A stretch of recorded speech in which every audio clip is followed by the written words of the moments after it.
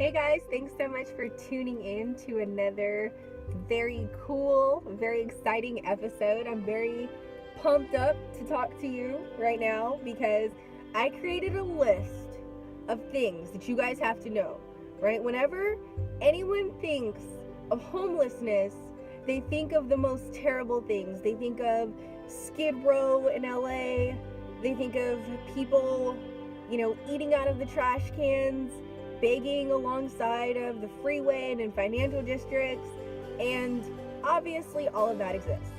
But I think that what's missing in the conversation is an understanding of what it's like to be a working homeless person. And more importantly, a homeless person who's displaced temporarily. Of course, it's all temporary. None of this is real. But as you're becoming an entrepreneur, or if you were already an entrepreneur and you're just thinking like, what does that experience look like? What does it feel like? I've got some really cool clues and tips and insights and secrets that I wanted to share with you. I wrapped my hair up this time, you guys. I hope you're proud of me. All right. 10 secret ways homelessness helped me become a better entrepreneur. So I wrote these notes down, so I'm going to reference it every now and again. Essentially, let me give you a background in terms of who I am. So most of you know that my background was in software sales. I worked at a really big firm. I talked about that in my last videos. And it's interesting because life has a purpose for all of us, and life and the universe has designs for all of us, right? And so for me, my whole ambition in life has always been to, number one, be the best. Number two, make a shit ton of money doing it. And number three, create a social impact which helps as many people as my voice, as my words, as my impact can possibly touch. That's always been it for me. And I think in corporate America, of course, those first two fulfillments were there, but it's been very interesting, this homeless journey. So let's talk about it. Let's get into it. Number one, starvation breeds creativity, right? You have to think for yourself when you're displaced. It's very different from being in a corporate environment, or, just a managed environment where they're telling you on a day-to-day basis, this is what you should do and this is why you should do it, and this is when that task that you have to do is due, right? You basically have to create your own blueprint. And it's really cool because then you can actually start doing things that, epiphany, you actually like doing. Imagine that. And so it makes you more resourceful, right? When you have to figure out creative ways to make money, whether, that's pawning your phone, or, going to one of these cash advance places, whatever that is, you have to become very resourceful. You have to become very strategic. And interestingly enough, you have to become even more ambitious, because as much as you want to just, crawl and cry and die and wither away, you can't. And the reality is that nobody is coming to help you. Nobody is coming to save you. It doesn't matter how cute you are, doesn't matter how smart you are, doesn't matter how many people you helped in the world. Trust me, okay? I've helped thousands of people in the world. And when it was my time to get help and need help and ask for help, I had maybe 5 friends who helped me out. And that actually brings me to my second point, which is that friends become strangers and strangers become friends.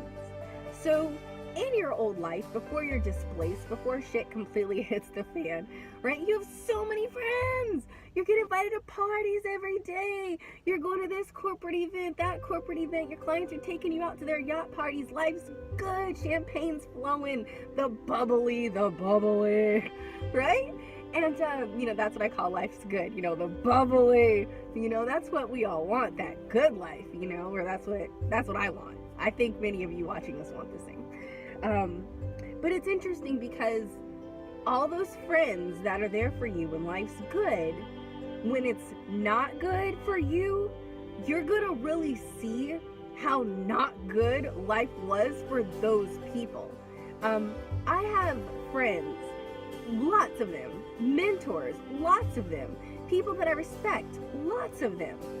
And it took me a very long time to even ask for help because I'm so sufficient, I'm so independent. I've been homeless now for 4 months, and it probably could have been reduced to like a day, if I would have actually opened up my mouth, or so I thought. Because when I finally got the courage to ask my friends, my mentors, my supporters for help, whether it was financial or to stay with them temporarily, whatever it was, maybe a job, they don't really have it like they have it. And that's a huge, huge secret that I had no idea. I mean, I know people, you see their house, you see their cars, you see their family, you see their success, you think, man, they're rocking. They can hook me up with a few thousand that'll get me out of here tomorrow. Wrong. Either everybody's money is already tied up in their business obligations because that's what we do as entrepreneurs, or, they just don't have it. And it's kind of all a facade. I've never been like that. The money that I've always had, when I put down $40,000 into my hair extension business a year and a half ago called Virgin Hair Models, that was real. That was my real money. That was from my real savings. So I kind of had this notion that everybody always has it, and sorry to tell you guys, that is not the case. And it's a rude awakening because it's easy to take it personally, right? It's easy to say, oh man, my friends, everything that I've done for them, are you joking me right now? And don't take it personally. Everybody's got their own stuff going on. There's a lot going on in this world right now. And, contrary to popular belief, the world is way bigger than me and you, so just remember that. But it leads me to my third point, which is you become so much better at eating clean and good food. What happened to me on my journey is that when you don't have time to go into work, right, you start exploring. And again, this is in school where an instructor is going to hand you a syllabus and say you have to study chapters 13 through 17, right? And so now you start exploring things on your own. So number 3 is becoming a healthier eater. 1,000,000%. I listen to a lot of people that have helped me on my journey. Ralph Smart, Infinite Waters is one of them. Amazing, amazing person. And he always talks about the 7-day vegan challenge, and that's all he ever really says about it. But every now and again in one of his videos, he'll say something like, animals have souls. And you listen to that as you're about to chow down on that chicken, and you're like, yeah, this animal didn't actually deserve to die. I kind of don't feel as good about eating this. It doesn't sit as well in my heart. And also, when you're homeless, the cool thing and how this coincides with one another is the fact that what we don't think about when we have money and we're balling is that meat and that kind of stuff is expensive. So when you're homeless, you don't have those same healthy, affordable options where you can just, go to Whole Foods and then take it to your house and prepare it. It doesn't work like that. So you really have to make sure that you are eating really good. And a lot of that comes with a plant-based food diet. Interestingly enough, I just went to Whole Foods. I grabbed some granola, some orange juice. What else do I have in there? Some oranges, a banana, yogurt. But I mean, I'm still eating good. I'm just not eating gluttonously as I used to. I'd already cut out pork from my diet several years ago, and that made me feel a lot better. And I'm telling y'all, I know how to cook. I know they say never trust a skinny chef, but hey, I throws down. And I used to make these country apple pork ribs. Oh, look the recipe up online if you're still into eating pork. I'm trying to get you to not do that. But it was so good. It was one of my favorite things to make. I mean, it was a slam. Anytime anybody came over, my friends, family, whatever, I'd hook it up. And I had my ex-husband, who has also helped me out. He's been very gracious and helped me out through this journey. has basically, he told me, like, back then he was in the military, and he said, pork don't touch my fork, and I was like, all right, whatever. And being in that relationship, of course, you want to make sure that you are raising your vibration to someone else's, and so we didn't eat pork, and it's been a really good lifestyle change. Now, don't get me wrong, every now and again I steal a piece of bacon, but I mean, I could say, let's see, I've had maybe 3 pieces of bacon in the last like 6 months. I mean, I'm doing really, really good, turkey bacon, of course. But then, of course, now, again, on this journey, you don't eat like that anymore. You really want something that's fast, where you can go, you can still be light, you're not sluggish, right? When you eat those meats and then you go back into the office, man, you come back from lunch, you're like, psh, work, what is that? So understanding your body, researching that more, listening to people who are on higher vibrations, it's going to help you out 1,000,000%. So eating healthier has definitely helped me. It's something I just never would have considered before, truthfully, because when you have the money for meat, why do you need to become a vegetarian? Why do you need to become a vegan, right? You're at the top of the food chain, you're at the top of the ladder. But it's truly because when you are in this environment, you're so much more connected.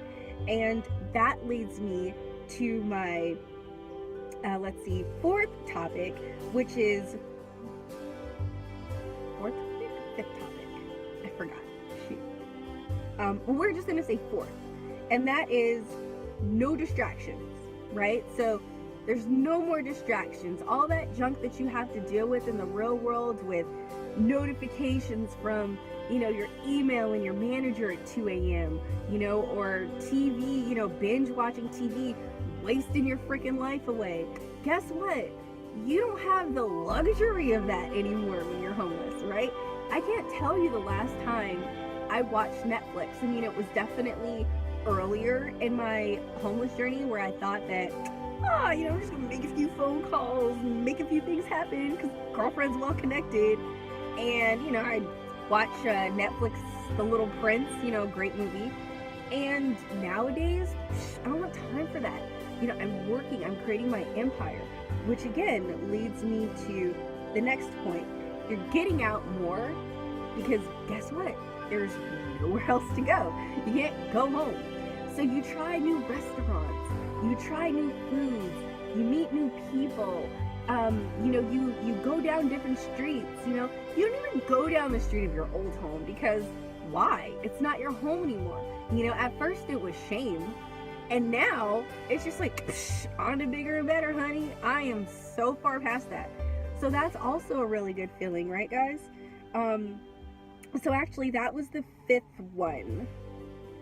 And so now we are on to the 6th one, which is consistency becomes easier.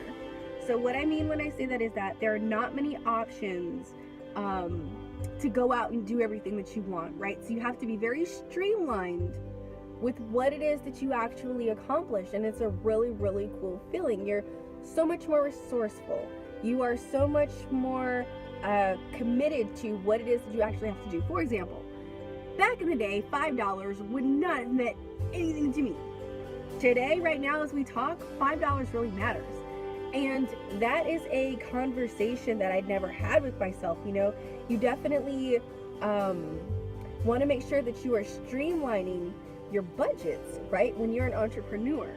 And being homeless has definitely helped me to accomplish that because, in my old life, you guys, I'm not even lying. One of my friends called me once and asked me for $5,000 so he could put up a comedy show in the Virgin Islands.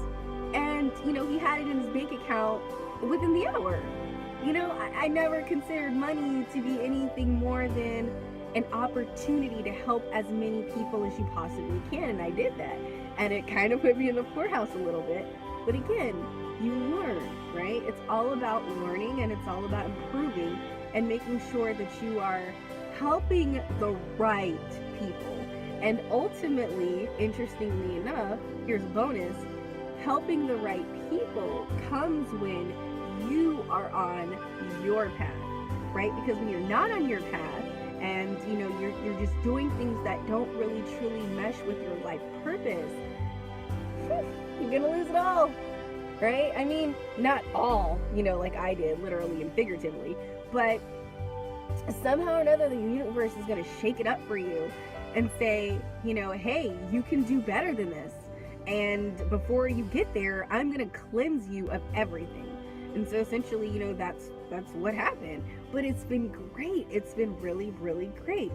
Number 7, if you are fortunate enough to be on a homeless journey and you have your spouse, dear God, like, you're so fortunate. Having, my spouse with me on this journey has helped me out so much. I think that we've always been very close. We've always just had like a really good chemistry and sense of camaraderie. And it's interesting because it allows you to connect closer, right? Like, you're so much closer to that person, right? I don't have the time for makeup. I don't know where the fuck my comb is, that's why my hair looks crazy all the time. But I don't even care about it, because guess what? I'm building. And when you're building and you're working with somebody, it doesn't matter, that you might fart around. Oh my God, I never, guys, I'm 32 years old. I never farted in front of any boyfriend. Like, check my resume, check my credentials. Like, I'm really good in that way. I'm not that nasty girlfriend. Man, this experience, my boyfriend has seen it all. And it's just really one of those things where it allows you to shed your ego.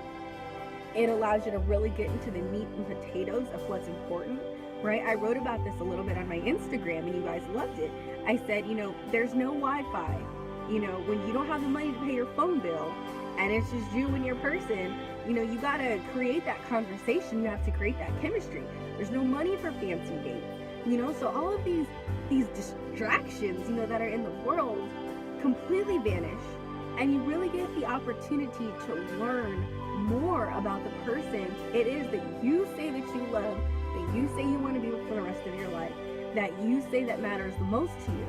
And the cool thing is that as you keep experiencing things, it's going to strengthen your journey as an entrepreneur, because you really get to identify key things in people, right, that are going to help you try to find the best person for you as you're going through your entrepreneurship dealings, right? I read a great article yesterday that I think can be applied to spouses as well as employees, right? If you're looking at it from that perspective and you're kind of like separating the two, technically you still have to find people to help you build your dream, right? Whether it's a spouse or whether or not it's an employee. And the guy said that there are 2 tests that he does. He said, one, he calls it the beer test. And he said, is this somebody who I would actually want to go out after work and have a beer with? That's how he knows it's okay to hire an employee. Same thing with your spouse, right? Number 2, this is the tricky one, you guys, and we'll talk about this a little bit more in a later video. Number 2 is the barbecue test. And the barbecue test is really, really good, because what it does is it says, okay, you guys have really good chemistry here together, one-on-one.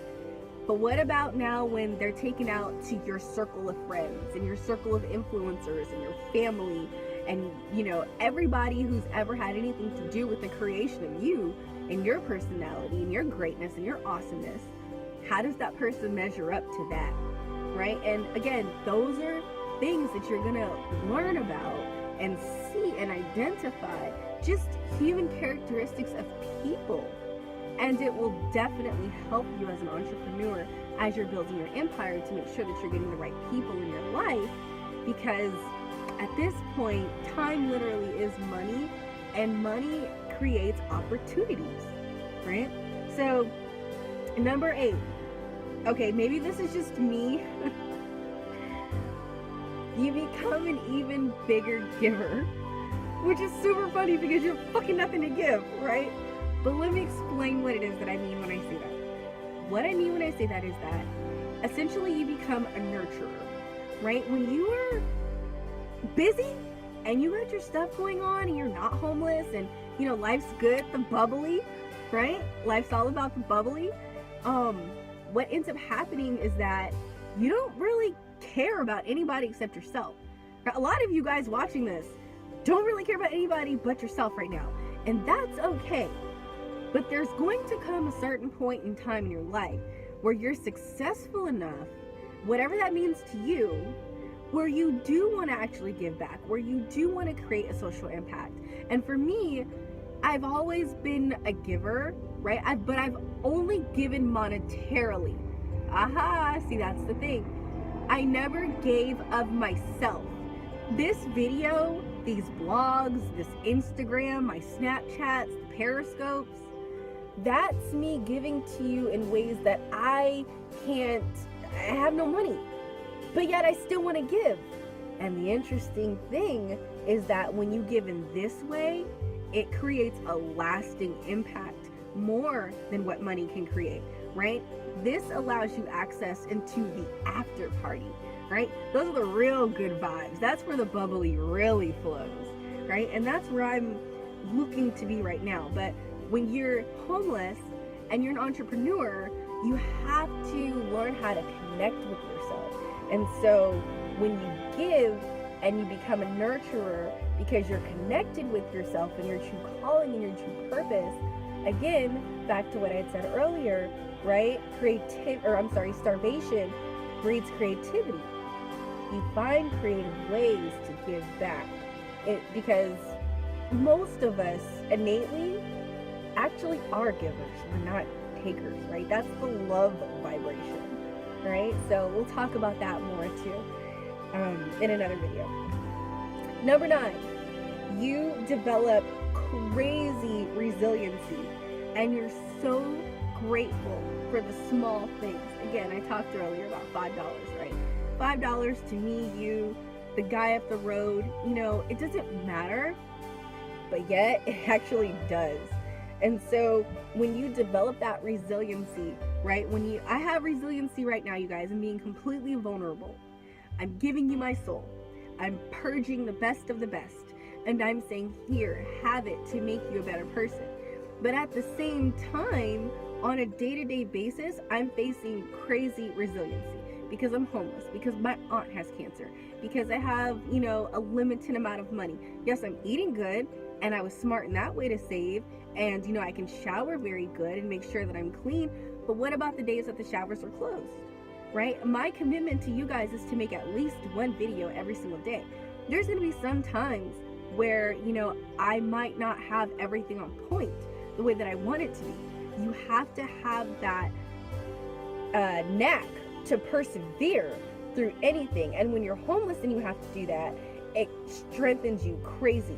And so just imagine how much that's going to help you as an entrepreneur, right? I put up a blog yesterday about the Bay Bridge in San Francisco.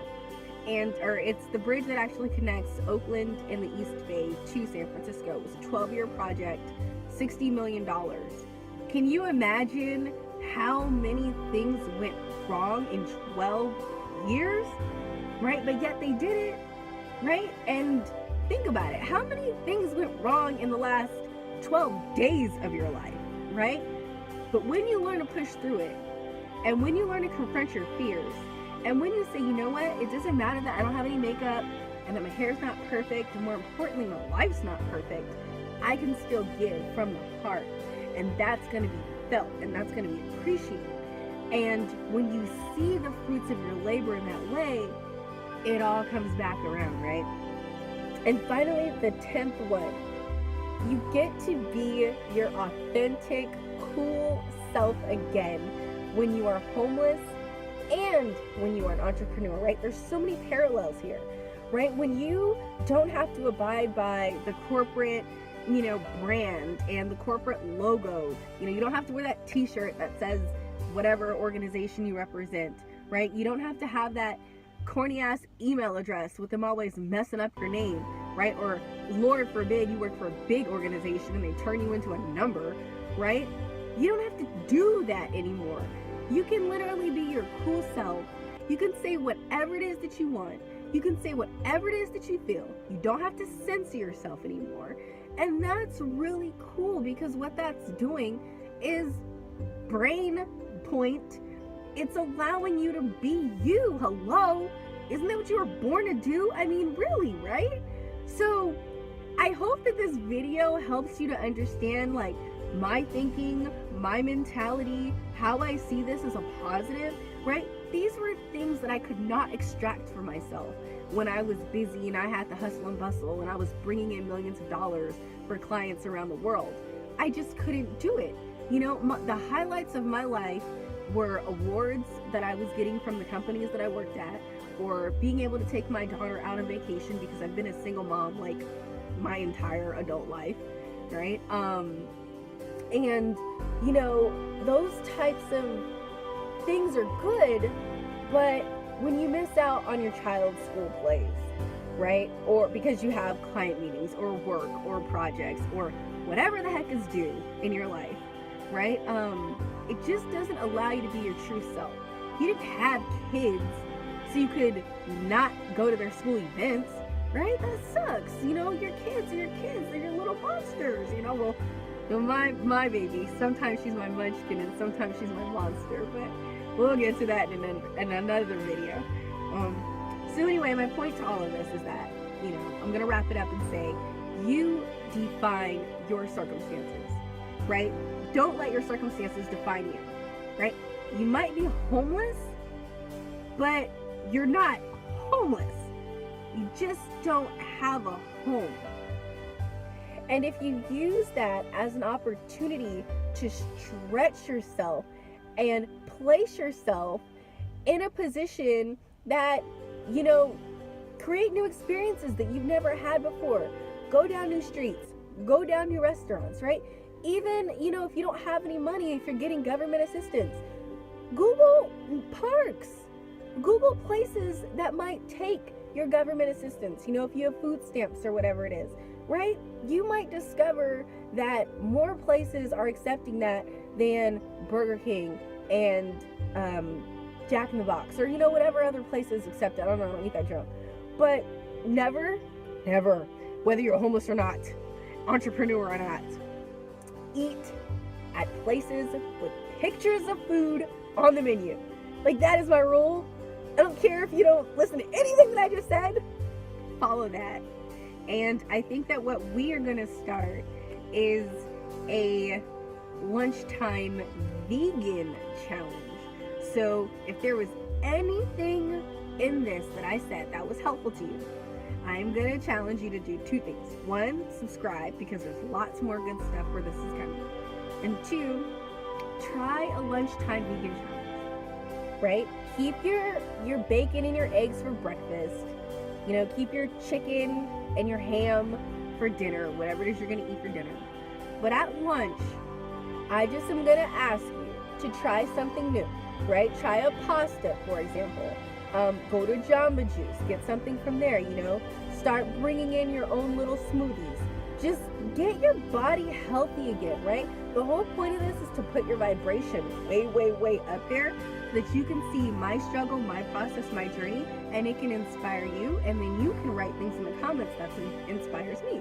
So we're just gonna keep helping each other here throughout this whole thing, and it's gonna be great, and it's gonna be really fun, and yeah, that's what I got. I am actually thankful that this happened. I would like to get out of it as soon as humanly possible, but for the interim, there are a lot of really great things that I'm creating, that I'm sharing with you guys, that you're responding to, that you love, and I thank you for that. And just know it comes from the bottom of my heart, and I'm creating it with nothing at all. So if I can do it, then you damn sure better go out and be great. Have a good one, you guys. Bye.